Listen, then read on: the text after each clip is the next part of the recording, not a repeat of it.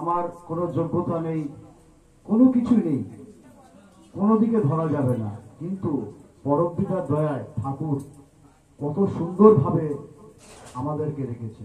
এই যে তার যে ভালোবাসার যে তৃপ্তি স্বাদ সম্পূর্ণই আলাদা। তাকে ভালোবাসলে একটা মানুষ যে কত দূর যেতে পারে। আজ তার যে লক্ষ লক্ষ কোটি কোটি তার যে সন্তান, এই একটাই জিনিস ভালোবাসা, ভালোবাসার উপর ভর করে, না আছে কোনো ভেদাভেদ, না আছে কোনো সমস্যা, না আছে কোনো অহংকার। পরমপিতার দয়ায় আজ কোটি কোটি মানুষ ঠাকুরকে নিয়ে আনন্দে ভরপুর হয়ে চলছে। পরম পূজ্যপাদ শ্রী শ্রী আচার্যদেব প্রতিটা মুহূর্তে মানুষকে সেবা দিয়ে চলেছে, প্রতিটা মুহূর্তে মানুষকে ঐশ্বর্যশালী করে দিচ্ছে। কত মরা মানুষকে তিনি জীবিত করে রেখেছেন।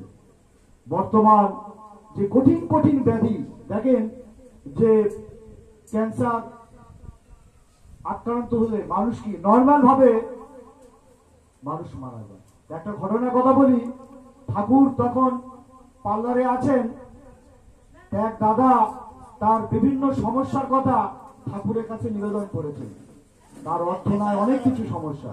তো যাই হোক, শ্রী শ্রী ঠাকুর প্যারিদাকে বলেছিলেন তার ট্রিটমেন্ট করার জন্য।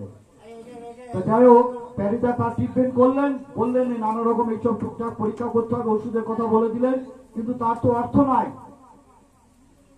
সে তো ওখান থেকে চলে গেলেন। আবার কয়েকদিন ঘুরে আবার ঠাকুরের সান্নিধ্যে আসলেন।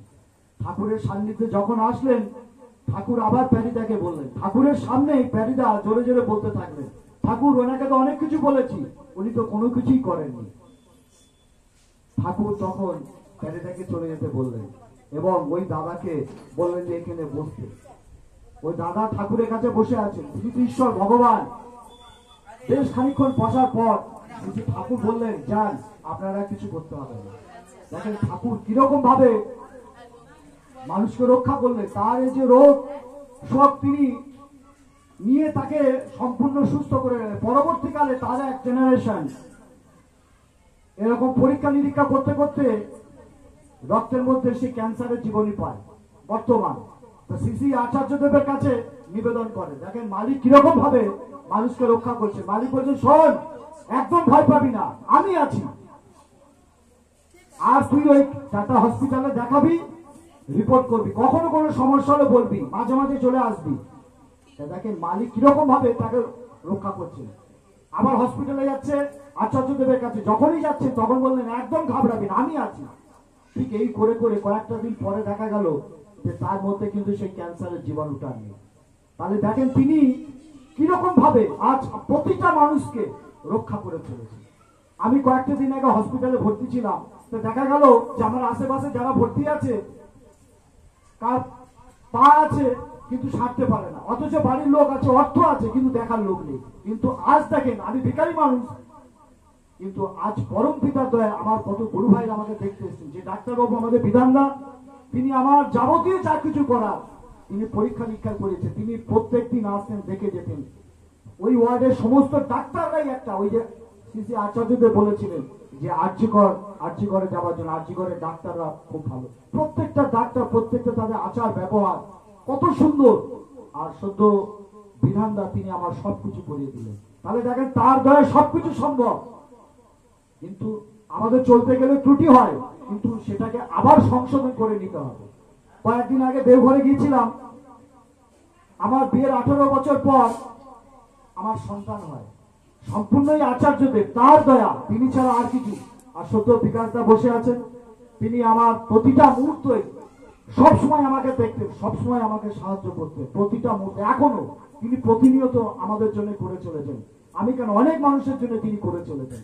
যাই হোক, সেই 18 বছর পর আমার সন্তান যখন লাভ হলো, তখন আচার্যদেব বলছেন, শোন, তোকে কি ডাক্তার ঠিক করে করলো?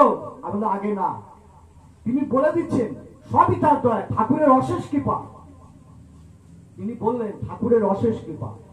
তারপরে পরবর্তীকালে আমরা অনেকবার তার কাছে গিয়েছি, তখন তিনি বলছেন, একবার বলছিলেন, শোন, সন্ধ্যেবেলা করে বেরোবি, হাত জোড়ো করে মানুষের বাড়িতে যাবে, ঠাকুরের দয়ার কথা বলবি।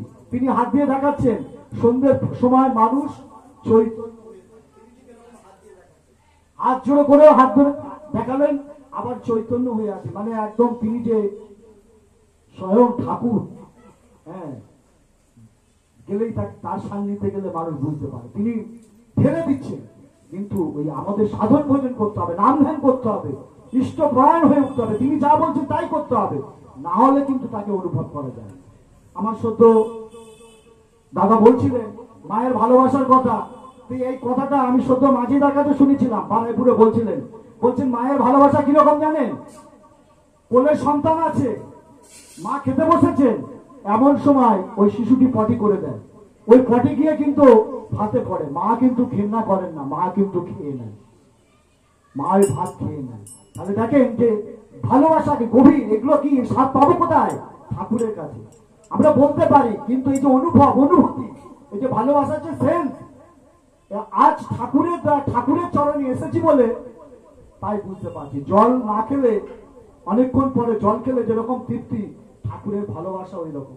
আজ দেখুন আমাদের মধ্যে কোনো ভেদাভেদ নাই, আজ অকাতরে কিরকম লক্ষ লক্ষ কোটি কোটি মানুষ একত্রিত হয়ে ঠাকুরের প্রার্থনা, ঠাকুরের কথা, ঠাকুরের সৎসঙ্গ চারিদিকে হয়ে চলেছে।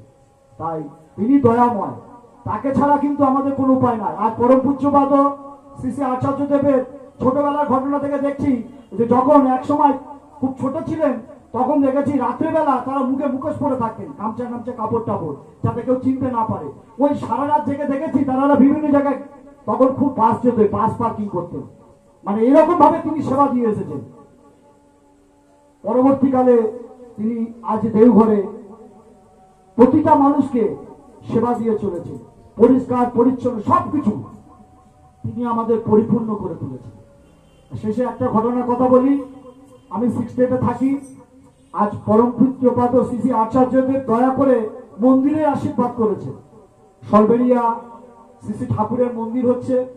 কিছুদিন আগে দেওঘরে গিয়েছিলাম, যখন আমার স্ত্রীকে ডাকলেন, তিনি ভেতরে মানে আচার্যদের সান্নিধ্যে গেলেন, আমি দূরে দাঁড়িয়েছিলাম, তখন আমাকে বললো, শোন, জীবনে সব পেয়েছিস? বললো আগে হ্যাঁ। তখন তিনি নিজের শ্রীমুখে বললেন যে আমার মন্দিরটা তাড়াতাড়ি করে দেয়। যাই হোক, সেই জন্য আমার শিলামা জানেন, তাকেও আমরা বলেছি, আপনারাও সবাই জানেন। তবু আমাদের ঠাকুর ঘরে যেহেতু আচার্যদের বলেছেন, আমরা কাজ অলরেডি শুরু করে দিয়েছি। 3 তলায় ঠাকুর ঘরের কাজ হচ্ছে, পিলারের কাজ হচ্ছে। কিছুদিনের পর আমরা এই বর্ষার মধ্যে ছাদ ঢালাই করবো। আর আমাদের মন্দিরের কোড হলো AKSRB, যদি আমাদের এই ভক্তি অর্ঘ দেওয়া সম্ভব হয়। কারণ আচার্যদেব তিনি নিজের শ্রীমুখে বলেছেন আমার মন্দির। তিনি একটা জায়গায় বলছেন যে আমায় দেখো, আমার ঠাকুরকে দেখো। তিনি উদাহরণ দিচ্ছেন, তিনি নিজেকে উদাহরণ দিচ্ছেন। তাই আমরা তো ঠাকুরকে দেখিনি, আমরা জানি তিনি আমাদের কাছে ঠাকুর। যাই হোক, প্রত্যেকের মঙ্গল প্রার্থনা করি ঠাকুরের রাতুল চরণে। জয় গুরু সবাইকে।